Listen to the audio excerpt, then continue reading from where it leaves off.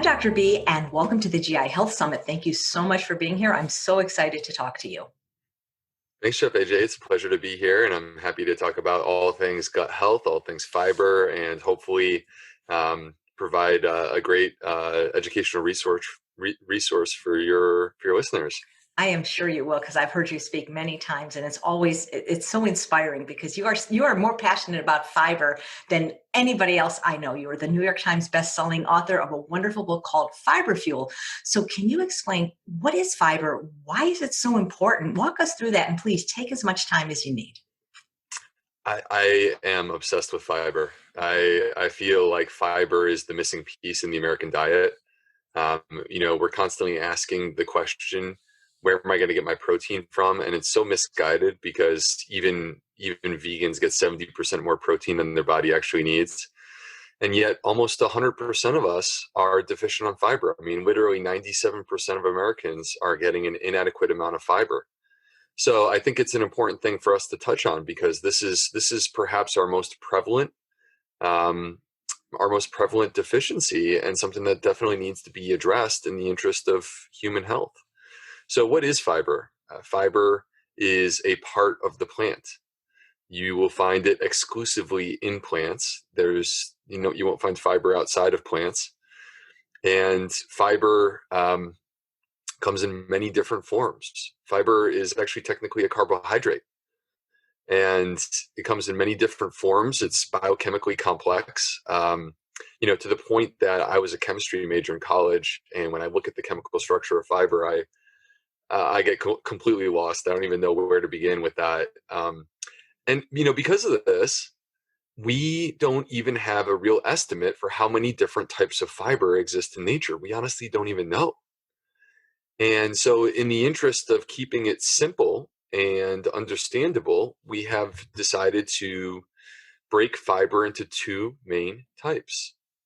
And those are soluble and insoluble fiber. And insoluble fiber is the grit, it's the roughage, it's the part of the plant that will never get digested. And soluble fiber is very different. Soluble fiber is something that if you were to put it into a beverage, it would dissolve, it would disappear, you wouldn't be able to see it anymore. And soluble fiber passes through the small intestine unchanged before it arrives in the colon, which is where the gut microbes live, and they get into an absolute feeding frenzy. This is their preferred food. You are feeding them. And so they actually consume that fiber and they grow stronger, and you enhance these anti-inflammatory microbes because you're feeding them. And then they turn around and they want to pay you back and reward you for feeding them. And what they do is they produce short chain fatty acids like butyrate, acetate, and propionate. So that's the short story on fiber. And I think it's very different than the traditional story that we've been told, which is that fiber is the orange drink that, your grandma used to stir up so that she could have a bowel movement.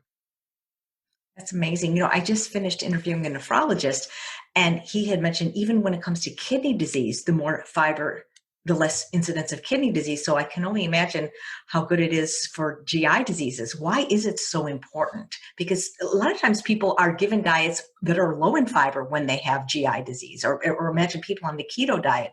There's basically no fiber in these diets.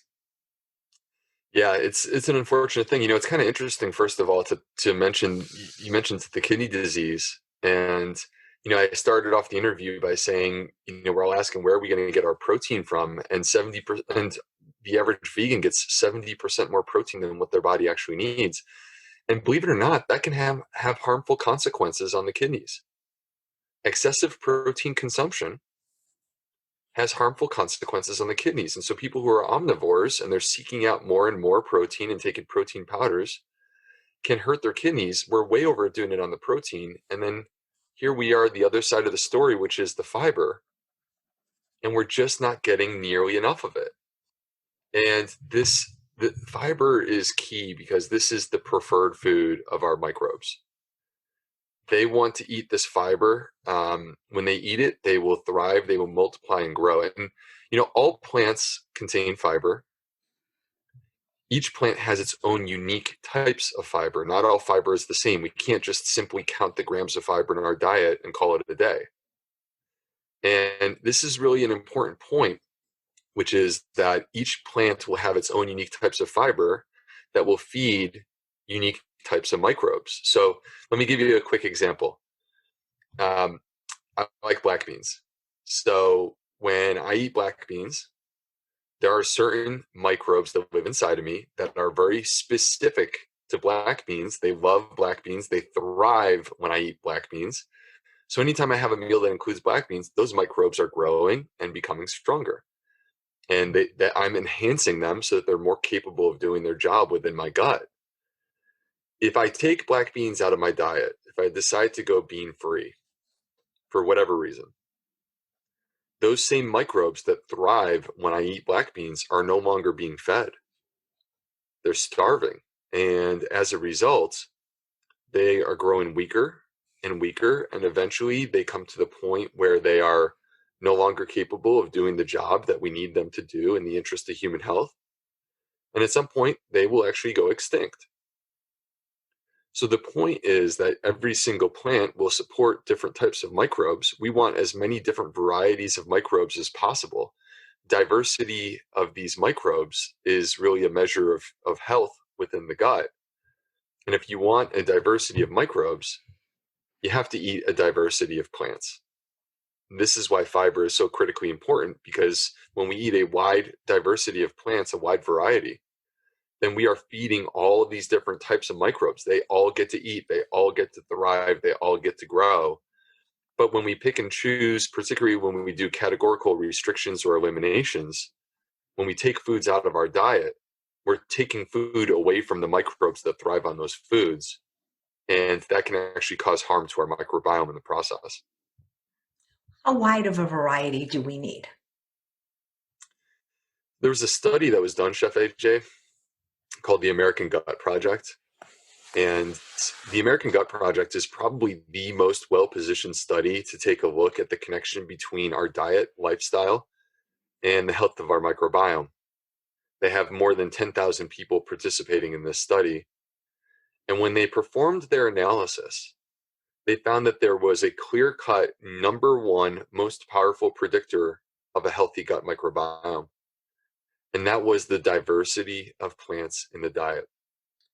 So how many do we need? Well, in that particular study, the threshold or the cutoff line was 30 different plants. Now, that's not to say that 30 is magically better than 29. It's not, 30 is better than 29 and 29 is better than 28.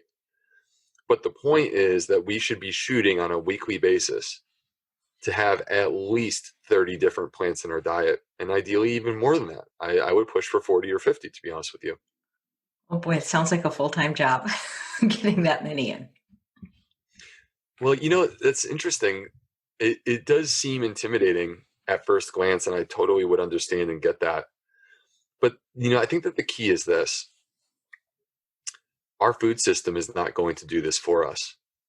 Our food system wants to simplify things down to a couple minimal crops: soy, corn, wheat, as much of that as possible, not much of anything else. And so if we want diversity within our diet, it has to come from us. We have to be the ones to make it happen. And the way that you make it happen is quite simple. You make this your core dietary philosophy. If you walk into every meal and you say, I need more varieties of plants in this meal, if you do that every single time, guess what'll happen? You will. You'll have more varieties of plants. And I'll give you a quick example, because this doesn't have to be difficult. I'm a normal guy. I'm a doctor. I work full time. I come home from work, and many days I am exhausted. And no matter what you may see on Instagram that looks like beautiful, gourmet food, there are plenty of days where I just need something, and it needs to be quick and easy. And so what we will do is we will cook pasta and tomato sauce. And so it's so easy. And we'll use organic whole wheat pasta, and we'll use some tomato sauce. And what I'll do is I'll bring my kids into the kitchen with me, and I'll have them throw in the garlic and the onions, the mushrooms, and some zucchini and some spinach. And I'm sure there's a couple other things that you would throw in there, Chef AJ, to make it even better. And we'll let that simmer, and it's fragrant. It makes the house smell wonderful. The kids are excited because they helped cook it. And then when we serve it, get the fresh herbs out. We'll get the fresh basil and the fresh parsley. And you just went from 2 plants up to 9. It did not require a substantial amount of effort. It tastes even better. And your gut microbes are dancing a jig because you just fed them so much more than you were going to. Oh, that's great. That's a great way. Thank you. That I can see doing that when you explain it that way. Because when I think I have to get like 40 different things in, I'm like, how am I going to do that in every meal? But that makes sense. There's a lot of ways that you could sneak them in. I'm sure you have like a base smoothie. Do you have a favorite smoothie that you make? Definitely. I love when a mango. It has to have, if it's my favorite, it'll have mango, it'll have mint in it. Those would be my 2 favorite, and any kind of greens. Nice. So in our house, we have a base smoothie that we'll make. And I just alluded to this. I have 2 kids. My daughter is 6. My son is 3.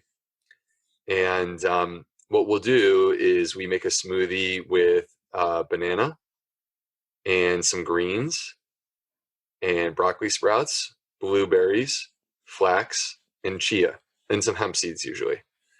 All right. And so like that's our foundational smoothie. We'll put some organic soy milk in there.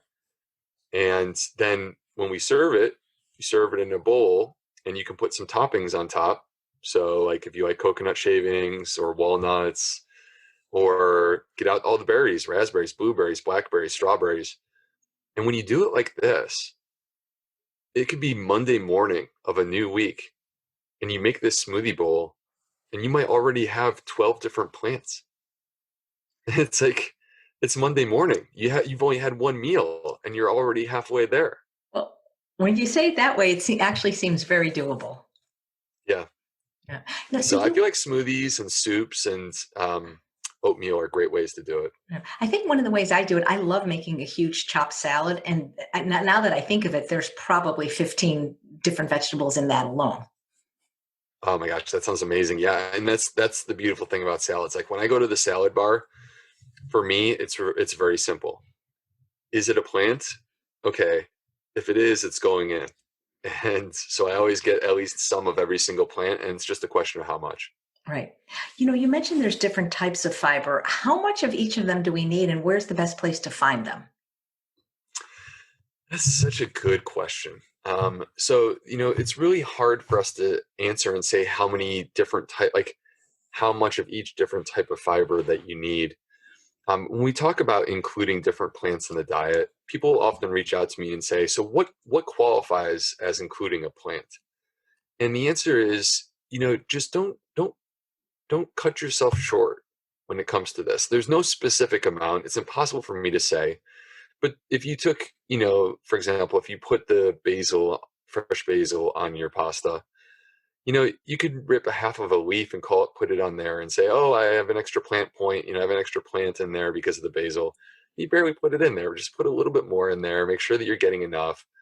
But there is no defined amount of each type of fiber that we need, like how much we need to get of each one.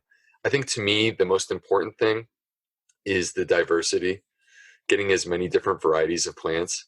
In terms of the quantity of fiber, like total grams of fiber, the recommended amount, and this is the minimum, the recommended amount is 25 grams for women and 38 grams for men.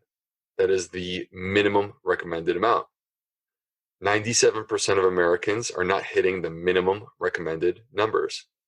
I mean, honestly, Chef AJ, it's kind of embarrassing because it's embarrassing for us in the United States because we will do these fiber studies, and the researchers will set it up in a way where they'll say, okay, compare the really big fiber consumers, the people that are just smashing fiber, compare them to the low fiber consumers. And when they do these studies, they will find that the high fiber consumers in the United States are getting like 22 or 23 grams of fiber. Basically, what I'm saying is, in the United States, even the high fiber consumers are not even getting the minimal recommended amount of fiber. So how do we do this? It's quite simple. To be honest with you, we need to all be consuming at least a plant predominant diet. At least. Now, the average American's diet right now is 10% plants, 60% processed food, and 30% animal products.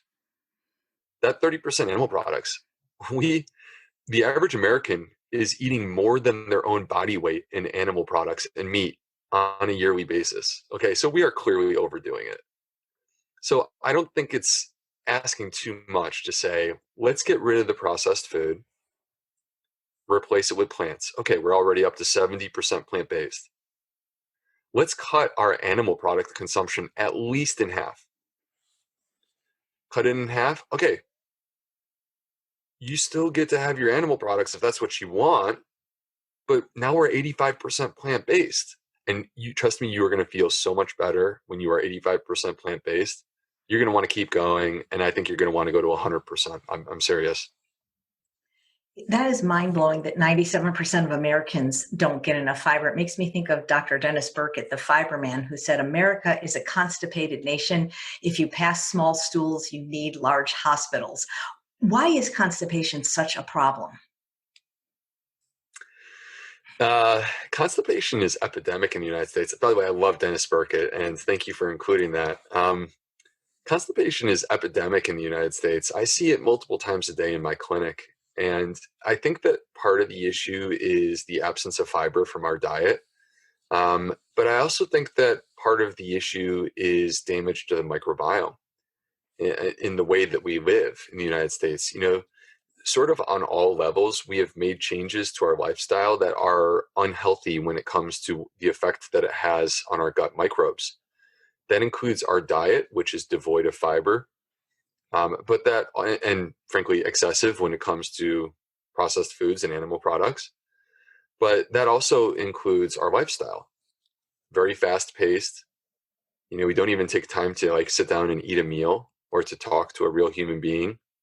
Tons of stress that we internalize. Lack of sleep or irregular sleep patterns where we go to bed really late. Blue light. The blue light from our electronics that oftentimes can disrupt our normal circadian rhythms, our normal biorhythm. So there's so many parts to the way that we live, the absence of exercise and our sedentary lifestyle because we're so busy watching Netflix. There's so many aspects to our modern lifestyle in 2020 that are having negative consequences on our gut. And one of the ways that they can potentially manifest is with constipation. Are there any long-term consequences to people that suffer from constipation, like chronic constipation, for example? I have not seen any long-term consequences in terms of, increasing the risk of cancer or something of that variety. I haven't seen anything of that sort of variety. But, from my perspective, chronic constipation can only hold you back. It makes you miserable. It affects your quality of life. It diminishes dramatically energy levels. It makes you feel fatigued. And it definitely affects your ability to enjoy normal, healthy food. It can increase food sensitivities across the board dramatically. And when that's the case, how are you supposed to eat a diversity of plants if you can't tolerate them? Absolutely. That's one of the reasons I wanted to talk to you, because so many people that I know that are eating a plant-based diet or wanting to eat it say, well, they can't because bloating, distension, they get uncomfortable from all the fiber and yet they're still constipated, which it seems like it's going to be difficult to treat when that fiber would help. Yeah. So there's a paradoxical thing that can take place. People will ask me, hey, doc, is there any such thing as too much fiber? And the answer to the question is that there is such a thing as too much fiber on an individual basis. There's no such thing as a limit to how much fiber your body can handle. It's just that you need to train your gut. So to me, it's like this. The gut is like a muscle. It can be trained. It can be made stronger. When you consume fiber containing foods, that's like going to the gym and exercising your gut. If you go to the gym and you haven't been working out, you wouldn't go and grab 300 pounds and try to lift that. You would identify what amount of weight you're actually capable of lifting, and you would start there and you would work on it. And then you would come back next week and maybe you would do a little bit more next week. And that's the way we need to be with our gut, which is that if your gut is not adapted to fiber and you do too much all at once, it can actually make you constipated when it's too much fiber all at once. And in a way, you got to think about this fiber because we also don't drink a lot of water. We drink too much other stuff like sugar beverages. And so you got to think about this fiber like it's a boat that you're trying to float down the river, and drink as much water as possible to help to keep that fiber moving through. One of the things that I think is really important when we talk about all this is that if a person comes into my clinic, Chef AJ, and they are constipated, I will not change their diet. I will not change their diet until I have addressed the constipation first. I want to keep their bowels moving through, and that will reduce food sensitivity dramatically. They will be able to tolerate so much more in terms of fiber and in terms of FODMAPs if I can keep their bowels moving. So it's important in a person who's constipated, don't try to just overcome the constipation with fiber. Get the bowels moving first, then start to ramp up the fiber and start going low and slow and increase over time. I love that, low and slow. The people that have complained to me about chronic constipation that are eating a plant-based diet, I noticed that they really don't exercise, or they maybe just do some gentle walking. Can more physical activity sometimes help get things moving, literally and figuratively? 100%. That's actually an astute observation. And there's this idea within the runners community called the runners trots. And the runners trots are people who run and then they have to go number two.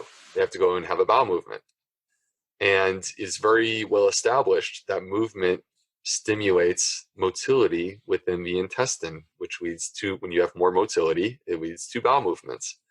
So that's one of the simple things that we can do is just, even if it's just a brisk walk after a meal, that can help. I've heard people say that unless they have at least one cup of coffee, they can't go to the bathroom. But I don't. I think our ancestors didn't have coffee, and yet they pooped just fine. Yeah, that's true. Well, our ancestors were very adapted to eating 100 grams of fiber per day. And we're over here getting, 15, 16, 17 grams of fiber. I mean, a fraction of that. And we also are pumping our gut up with all these animal products and processed foods. So it's just very different, the worlds that we live in today. But absolutely 100%, I agree with you that movement and fiber are important to having good, healthy bowel movements. I'm sure as a practicing gastroenterologist, you see your fair share of polyps when you're doing colonoscopies and even, unfortunately, colon cancer. How much of that do you think could be prevented if people ate the way you're recommending? I think a large portion of it. I think what we have to do is look to studies from other countries, because it's hard within the United States. It's hard to find a population of people that are consuming fiber on scale the way that I would expect it to be. But I'll give you a few quick examples, Chef AJ. They did one study where they looked at the rates of colon cancer in people in India and compared it to white Caucasians from the United States. And white Caucasians had 800% more colon cancer than people in India. Now, naturally, you may ask the question, well, how do we know that's not just a genetic thing? I mean, you're comparing white Caucasians to people from India. And so here's how they worked through that. They looked at first-generation Americans who had moved from India to the United States. And what they saw is these first generation Americans who had moved from India to the United States had 400% more colon cancer than their family back home. So, that right there illustrates the profound difference that we have. There was another study, the highest rates of colon cancer, the most aggressive colon cancer in the United States, we find in the African American community. And to the point that we actually have different screening protocols for African Americans to try to start the process earlier. And they have looked and compared colon cancer rates among African Americans to native tribal Africans who actually live in Africa. And what they found was that African Americans had literally 65 times the amount of colon cancer that you would find in the native Africans. And the diets were radically different. The African American diet was high in fat, low in fiber, and it was the polar opposite in the native African diet, which was high in fiber, low in fat. And so the bottom line is that, do I think that we could eat to the point that we don't need to worry about colon cancer? No, I wouldn't describe it that way. But do I think that we can alter our risk of developing colon cancer by the way that we eat? 110%. Yeah. Well, you mentioned only 3% of Americans are even getting enough fiber. So what are your favorite sources of fiber? So, I said earlier that to me, the diversity of plants within your diet is the most important factor for building a healthy gut microbiome.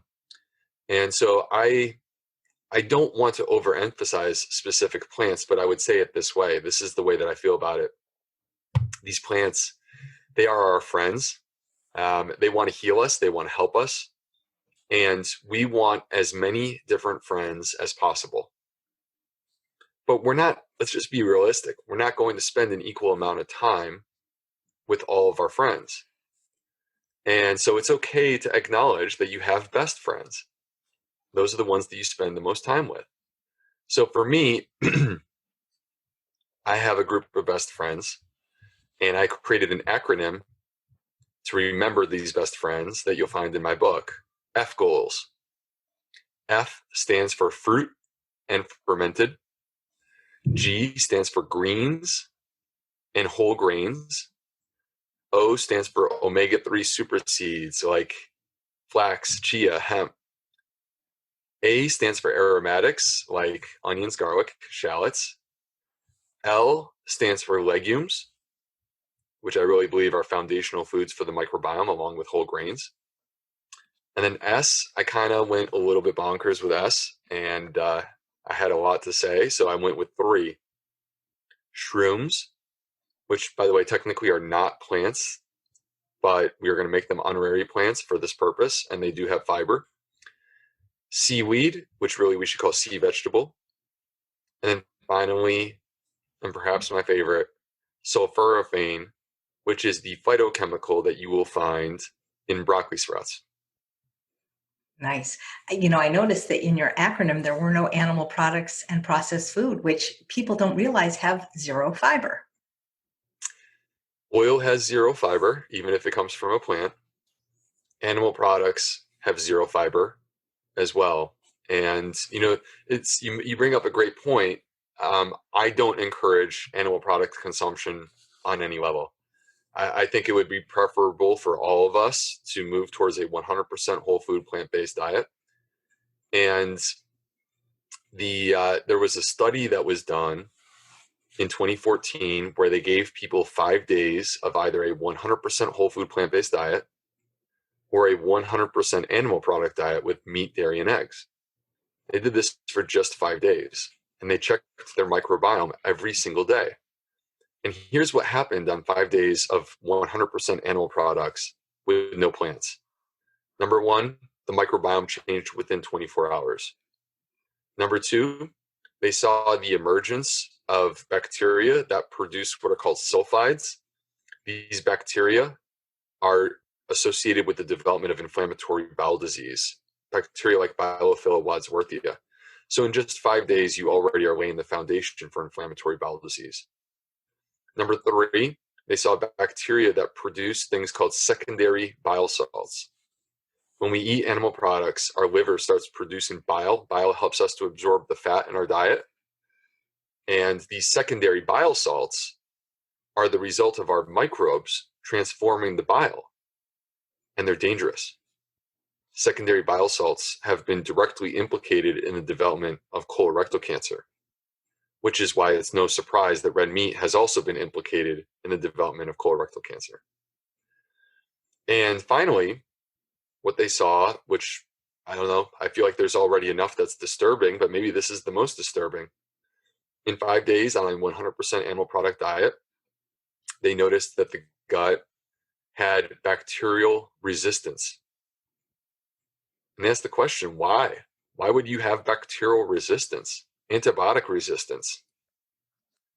And the answer to the question is that the animals had been pumped up with antibiotics. And as a result of that, it was having an effect on the human microbiome. So in just 5 days, no fiber, lots of disturbing changes start to occur to the microbiome.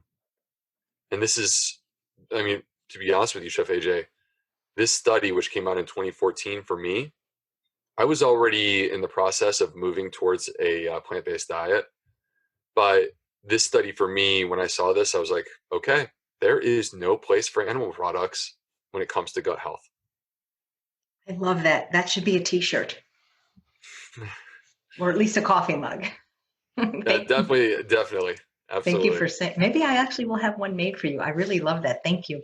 You mentioned how healthful things like whole grains and beans are and how packed they are with fiber, yet so many people avoid them thinking that they're inflammatory or because they have lectins. And talk a little bit about why these foods are really healthy and favorable for our guts. So you notice during my F goals, my foundational foods that I mentioned, both whole grains and legumes, because these are, to me, these are the foundational foods for gut health. And the reason why is they are incredibly rich in prebiotics. Prebiotics are the food that feed the microbiome. Examples of prebiotics include soluble fiber, it includes resistant starches, and it also includes FODMAPs, believe it or not. We can vilify FODMAPs. FODMAPs are the parts of our food that cause gas and bloating. We can make them sound like they're so bad for us, but they're not. They're actually really good for us. They're actually prebiotic. They feed our microbiome. And you'll find all of these things, fiber, resistant starches, FODMAPs, you find all of them in beans and whole grains. And I understand that there are people who have vilified these foods and they say, oh, they got phytates, oh, they got lectins, oh, these are inflammatory foods. Okay, there is no evidence that these are actually inflammatory foods. These foods, in terms of the microbiome, when real humans eat beans or whole grains, you see beneficial changes occur to the microbiome. And this is the reason why when we study this, I mean, look, you can do test tube studies. This is where the lectin theory comes from, test tube studies. You can do test tube studies. Test tube studies are the least important of studies that exist out there. They're less important than a human anecdote, like my uncle saying, hey, I drink a 12-pack every day and I still live to be 100 years old. All right. Test tube studies are not very important for human research. They don't always translate. That's where the lectin theory comes from, test tube studies. Here's my question. What happens when real people eat legumes and whole grains? That's what I want to know. What happens? The answer to the question is they live longer, with less heart disease, our number one killer, and with less cancer, our number two killer. So the point is this. I care what happens when you actually eat these foods. These are not inflammatory foods. If anything, they're anti-inflammatory foods. They help us to live longer with less heart disease and less cancer. The challenge is that not all of us are able to easily process and digest them. People who have a damaged gut may struggle to process these legumes or these whole grains. And this is where it comes back to You have to introduce them low and slow and increase them over time. Yeah. Do you actually have a protocol or a program for that? Low, I love that, low and slow, because people do tend to overdo it. Like they get excited, they maybe see forks over knives and they jump right in with both feet, which is great. And then they have GI distress and it's like, oh, vegan diet doesn't work. Actually, in the back of my book, I have a 4-week program. And the 4-week program was developed specifically to introduce people who have a sensitive gut to eating a plant-based diet. And so it's actually a FODMAP progression. So it starts off super low on the FODMAPs and on the fiber. And then over the course of the 4 weeks, you start to ramp that up and have more and more in your diet. Sounds like a good idea. It's interesting how they're afraid to eat plants because they think they're inflammatory, yet they're willing to eat animal products and processed food, which we know are inflammatory. Yeah, I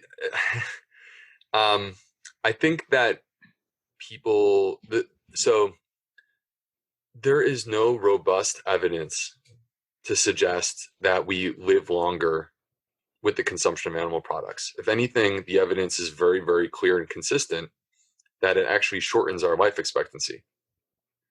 The top, causes of death in the United States, there are connections back to animal products for all of them: heart disease, cancer, diabetes, stroke, chronic kidney disease. All of these things are made worse with animal products and made better with plant foods.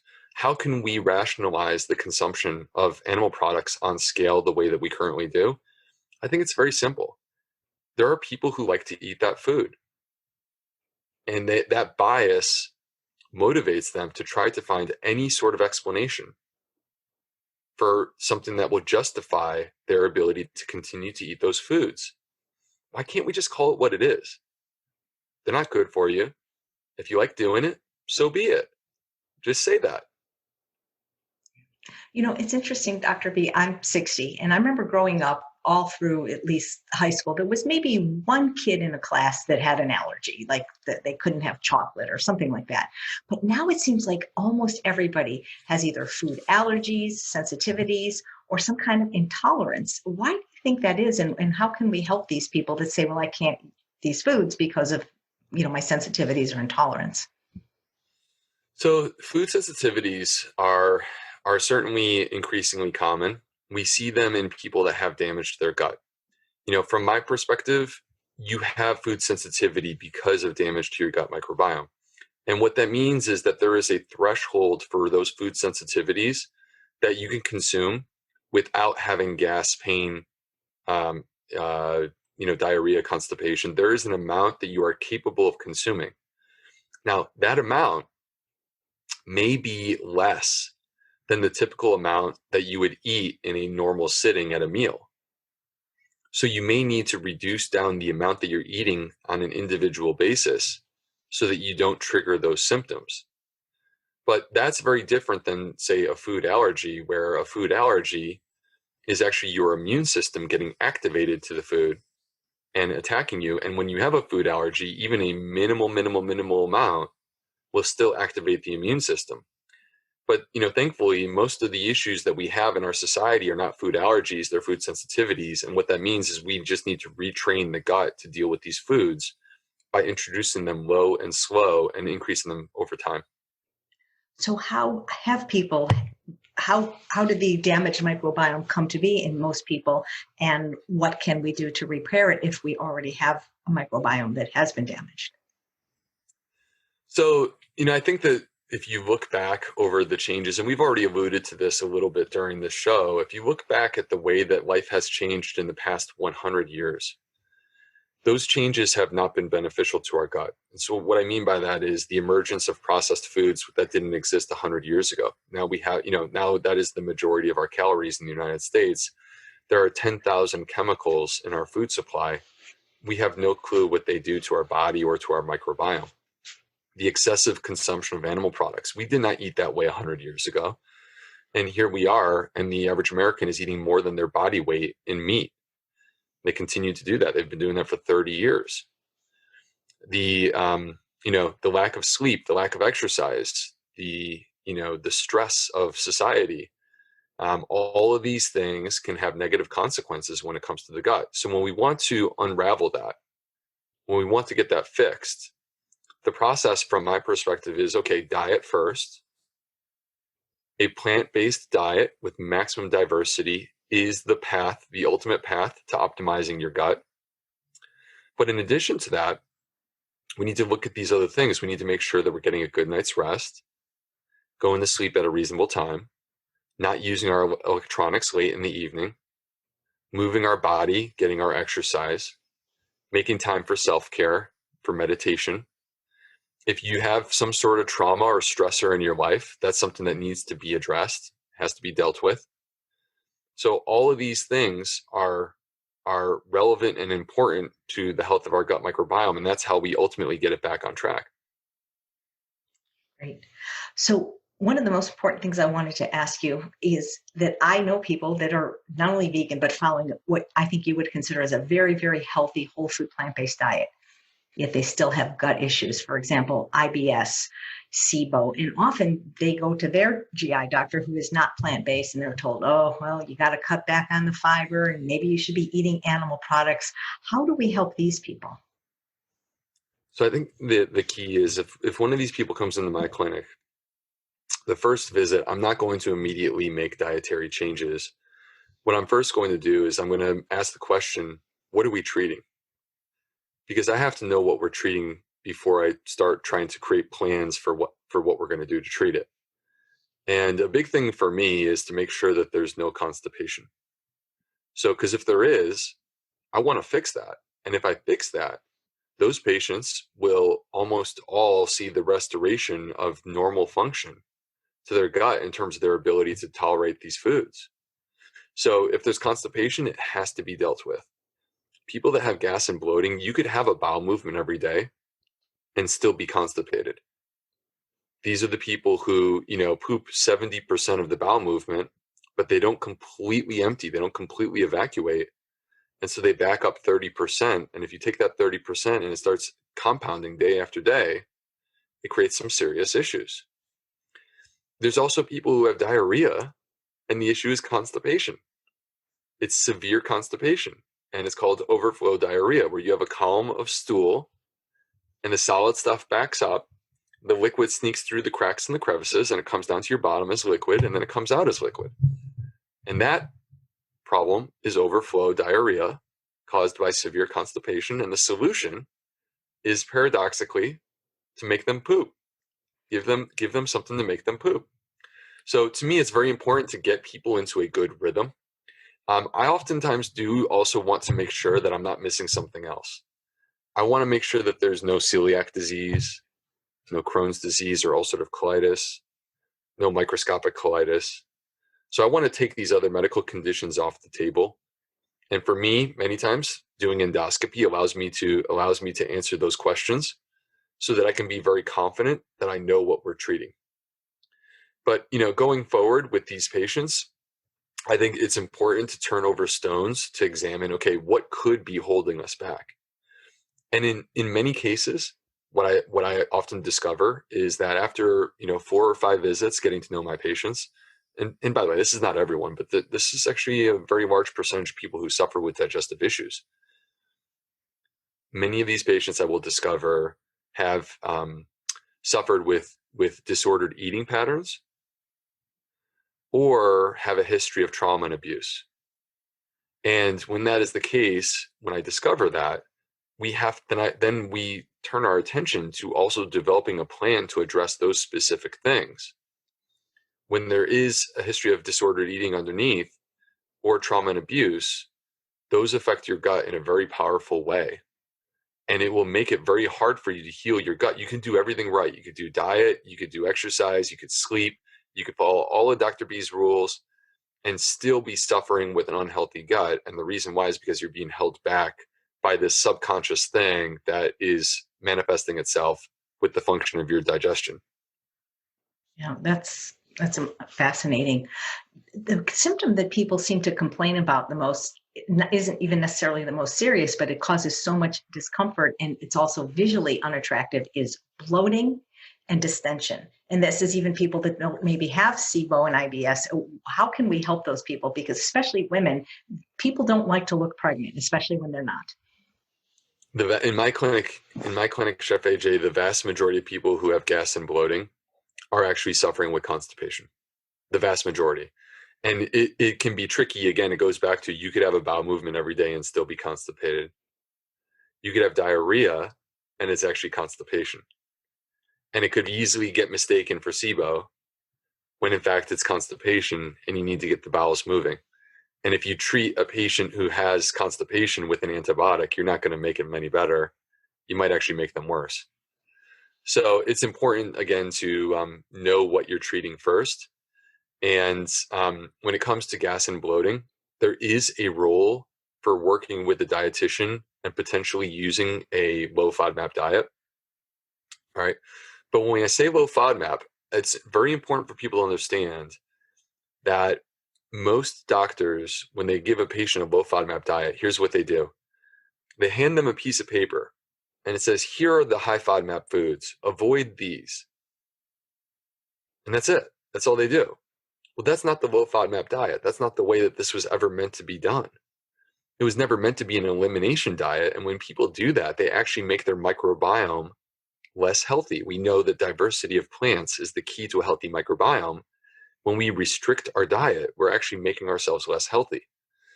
So the way that it's meant to be done is generally under the guidance of a dietitian, where you will do a systematic removal and reintroduction. And you will document that process so that you can identify which foods you actually have sensitivities to. And when you know which foods you're sensitive to, which categories of FODMAPs, could be fructans, which you'll find in whole grains or garlic, could be galactans, which you'll find in beans. The point being, once you know which categories you have a sensitivity to, then you can be smart about moderating those particular foods. And it's not that you eliminate them. There is no permanent elimination intended to be in the low FODMAP diet. Instead, what you do is you just moderate them and you reduce the amount and you go low and slow. I love that, low and slow. Once you get visually distended, is there anything you can do? I mean, I wish they had like a little pin. You go, and then goes back down.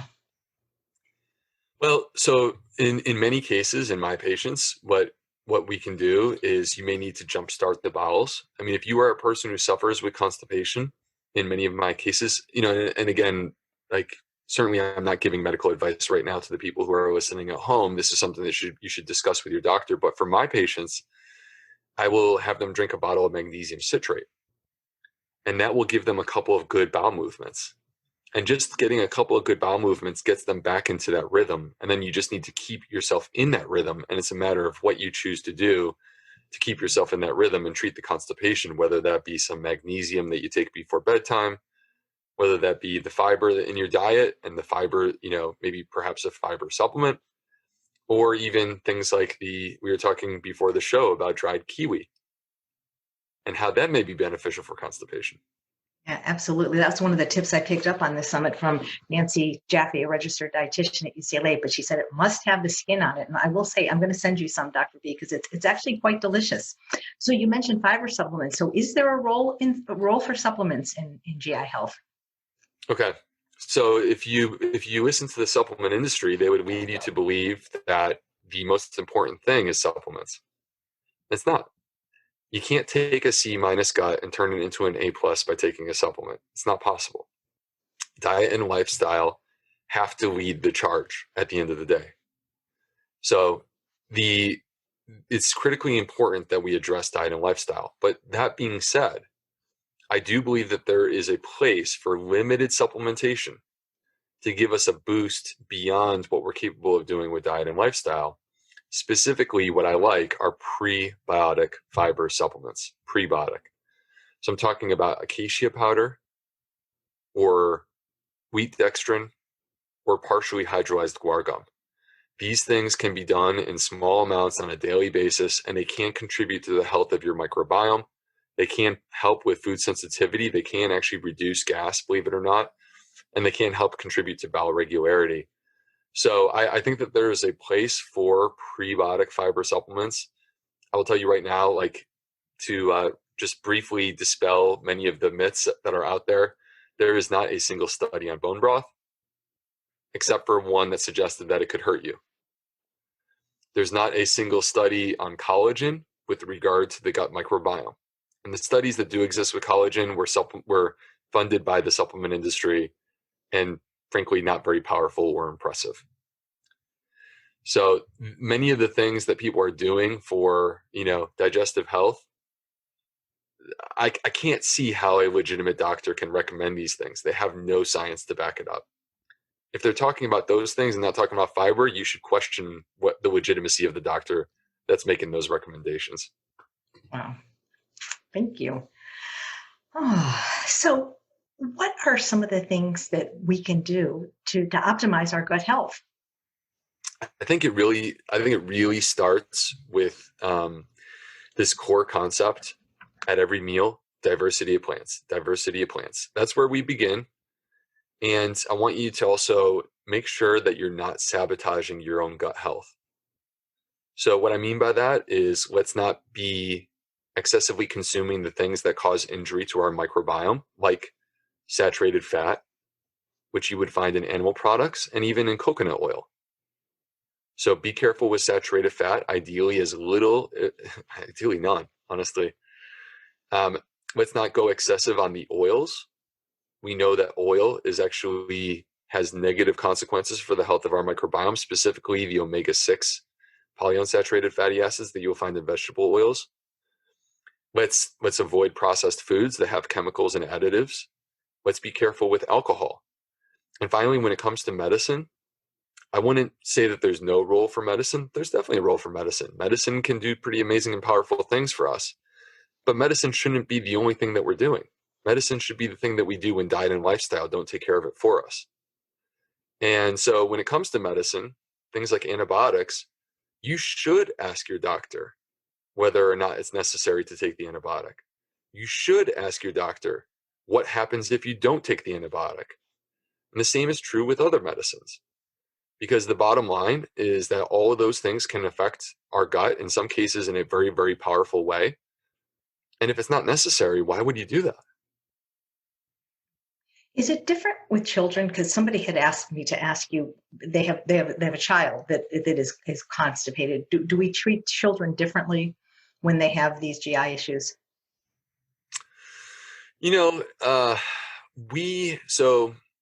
me say, I'm not a pediatric gastroenterologist, but I don't think that the treatment is radically different. There are differences in the approach in terms of what we would do with an adult versus a child. But the concepts to me really come back to the same type of stuff, which is trying to get, the human being, whether it's a child or an adult, trying to get them into a rhythm, trying to establish that rhythm and looking at ways to get them there. And whether it's fiber, more hydration, exercise, potentially some magnesium, these are the sorts of things that I'm thinking about to try to get them into a better rhythm. Well, a lot of kids just don't eat fiber or any vegetables. It's amazing what some of them are being raised on, and they're drinking lots of dairy products. What effect does dairy products and other high fat foods have on our gut health? Well, it's not good. From my perspective, it's not good. I mean, what we know is that they're very high in saturated fat. Saturated fat causes harm to the gut microbiome. So from my perspective, it's not that there's like literally nothing redeeming about dairy products. I can find things in there that you could pick out. And if I were marketing dairy and trying to make it sound attractive, I would pick out those things and highlight them and say, oh, this is what's good.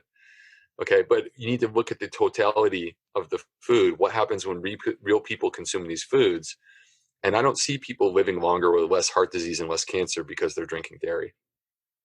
Yeah. Do you recommend probiotics in general, or for people like maybe that have had courses of antibiotics? And if so, what effect does the antibiotics have on our gut? So it's interesting. If you went back just 3 years ago, I would commonly give probiotics to my patients who were on antibiotics. That has since changed. In September of 2018, there was a study published in the journal Cell out of the Weizmann Institute in Israel. And what they showed convincingly in this study is that when you take an antibiotic, if you actually chase that with a probiotic, you actually slow down the recovery process. This is why we have to do research. This is why we can't just trust our intuition, that we actually have to look at studies, because if we trusted our intuition, every doctor would give probiotics to their patients after antibiotics. But now the study shows us that we should not be doing that. So instead, we focus on optimizing our gut and not sabotaging it with the things that hurt it. So with regard to probiotics, is there a role for probiotics? Yes, there is a role for probiotics. But the issue is that probiotics are not this silver bullet that they're made out to be. There's a lot more hype than actual science to probiotics. There are some people that benefit from them, but we're overdoing it when we think that everyone should be taking a probiotic, including people that are completely healthy with no medical issues at all. So from my perspective, the role of probiotics is very targeted. It is specific to what you're trying to address. And when they are used, you are assessing for a response. If you don't get better with the probiotic, you stop. Great. What's your take on leaky gut? I've been hearing a lot about that these days. I'm not even sure what it is completely. Leaky gut is a concept that has been floating around for about 20, maybe a little more than 20 years now. And there is actually some truth to this idea of leaky gut. Basically what they're referring to is increased intestinal permeability, which means that the gut, which is meant to be a barrier that protects us, that barrier has been broken down. And the time when we see the barrier get broken down is when there is damage to the microbes. We call this dysbiosis. So when people say leaky gut, I would use the word dysbiosis. In dysbiosis, there's a loss of the diversity of species. Again, diversity of species is really good. We don't want to be losing diversity. When we lose diversity, that's when disease tends to show up. So there is a loss of diversity. There are less good microbes and more bad microbes. And when that occurs, you see breakdown of the barrier that protects and lines the colon. There's holes that start to form. And that increase in intestinal permeability, which some might call leaky gut, leads to the leakage or release of bacterial endotoxin into the bloodstream, which causes inflammation throughout the body. So the bottom line is leaky gut. There is certainly some truth to these ideas of leaky gut, but that certainly also does not mean that everything that you read about leaky gut on the internet is true. There's a lot that's nonsense. Great, thank you. You keep mentioning that it's important to have diversity of our microbiome, and that a lot of people, their microbiome is not healthy. Are there ways to assess our own microbiome, the health of it, or to find out what the diversity is? Are there tests available to lay people? There's no assessment that I would say is yet completely ready for prime time and developed for the purpose of clinical use. Okay, but there are assessments that people can use that are available out there. For example, there is the American Gut Project, where you could actually participate in their study, and they will do an assessment of your microbiome in the process. There's a few other ones that exist out there. So those are things that are available. They're curious, they're interesting. I don't actually use them in my clinic on a clinical basis, though. Right. So, Dr. B, what's the truth about GI health? The truth about GI health is that fiber is absolutely essential to the health of your microbiome. It's impossible to have a healthy microbiome without dietary fiber, and that we're not getting enough of it. And it's time for us to open up our eyes and realize the healing properties that are found in these simple molecules that are found in plants. Dietary fiber is the solution to optimal gut health. Beautifully said. Thank you so much, Dr. B. Thank you for having me on, Chef AJ.